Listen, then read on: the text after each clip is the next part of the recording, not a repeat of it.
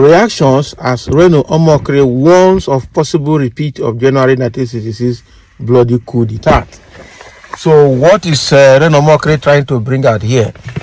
What led to the coup of 1966, and what is it that is happening today that can cause a repeat of that coup? That is one thing. So now, this man, Reno, has said his own, warning the Nigerians. I need to get into the details, and people are already reacting to that statement. Because Reno is always controversial person, always generating controversial topics.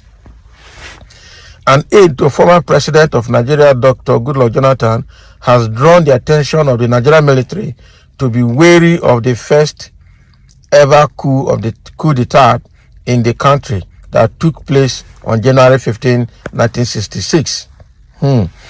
So issuing the strong warning in a message he posted on his verified X handle some hours ago, Omokri said that if the Nigerian military forgot what happened on January 15, 1966, it shall repeat itself.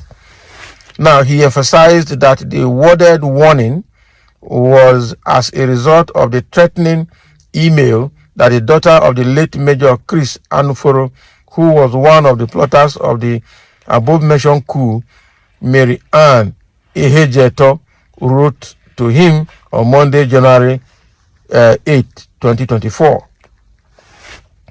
Although he said that he published the email, which, while disregarding the threat it contained, a gentleman later physically accosted him on his jogging route and physically threatened him more. So the former presidential aide proceeded to wonder why the late Mary Ann could still be plotting another coup, when Nigeria had still not recovered from the one her father and his confederates inflicted on the country, and which led to a counter coup and a civil war at last.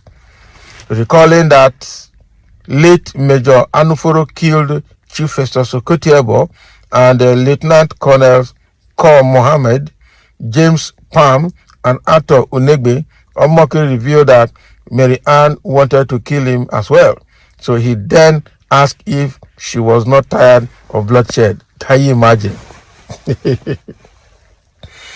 And he pointed out that the main thing that was learned from history was that some people never learned from it. So after putting out the message on his verified X handle, he attached the email. So let me read the email. The email reads, Major Chris Anuforo, Dear Reno, my name is Mary Ann Ihejeto Ni Anuforo. I am the daughter of late Major Chris Anuforo of the 1966 coup. I have seen and read some of your articles pertaining killing of then finance minister who was very corrupt.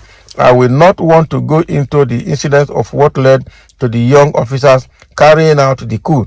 I want to tell you that the continuation of corruption in the country will lead to more brutal coup as long as people like him still remain in the country. I do not know how to rate your person: confused, mad, frustrated, arrogant, or an animal. I want you to pause and have a deep breath. Ask yourself why you are an embarrassment to yourself and the society. Reno, I am so proud of my father and the rest of the young officers who saw tomorrow. I honor them and weep for the country as their dreams are yet to be met. I am waiting and ready for you. People like you would be among those they wasted. Oh boy. This is a very strong mail that was sent to Reno. Reno has been a controversial person, even though we don't have right to take anybody's life. But what is happening here is that Reno has, made himself, constituted himself a nuisance to the public. The way he talks, his political views, the way he's so controversial, causing problem. It is very, very bad, I tell you. But again, nobody has right to take anybody's life. But before this lady wrote this kind of mail to Reno, it means that Reno must have stepped on her toes.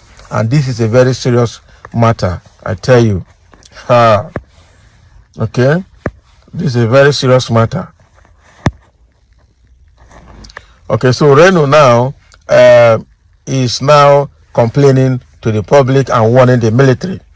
The content of the following screenshots are some of the different reactions from some other ex-users who have read the email.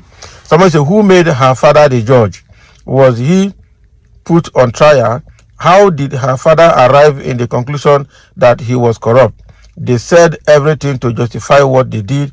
She should be ashamed of herself. That's what somebody is saying here. Another person is saying she should have just admitted the mistakes her father made instead of trying to justify them. Who made her father judge? That's what somebody is saying there again. Wow. And another person said, I think Reno Omokri should officially lodge a report of this mail to the Nigerian Police Force and DSS. This is a clear statement of intention to harm or waste him. Too bad it should not be waved aside. And so say Reno cautions about the importance of remembering 1966 coup lessons, revealing threats received from a coup plotter's daughter, and expressing determination to uphold truth despite intimidation. So I hope it doesn't get to this level, though that's our prayer. We just want peace. Okay? This lady needs to be reported as SAP and be invited for questioning by the security agent if she is in the country. But if outside the country, which seems more likely, she should be reported to Interpol and be deported to the country to face charges. So obviously, let there be peace on the land. Yes, that's what everybody is asking for. Nigeria history is very interesting. Nobody can plot any coup in this country again by God's grace. The way politicians are going, you can never rule it out completely. These politicians are proven to be more corrupt than the military. Somebody is saying that the worst democracy is better than the best military rule. But what we are seeing right now, the politicians we have are more brutal than the military, and there's no hope of getting Nigeria better around the corner. So you never can tell. As we are talking now, the military is so large that you don't know what is happening now. You don't know who is planning what. I understand that people that plan the coup are actually not the generals. There are people like from colonel, even colonels will be the highest person, from major and below. So let's just be careful. The way the country is going is becoming more volatile by the day. And so we really need to be sure that we're not putting the country in a direction or in a state where everybody, we find very unpleasant. People are suffering, more people in poverty. Politicians are looting and living in large affluence. So what do you think? When people, even the military is frustrated, the military welfare is in shambles. The police, the security agencies are in shambles. So you think they will enjoy it in that condition? They have relatives, they have families, they can't live up to expectation, and they are working and they are dying every day in the hand of terrorists. And you think that all these political statements will change their mind if they want to do something bad.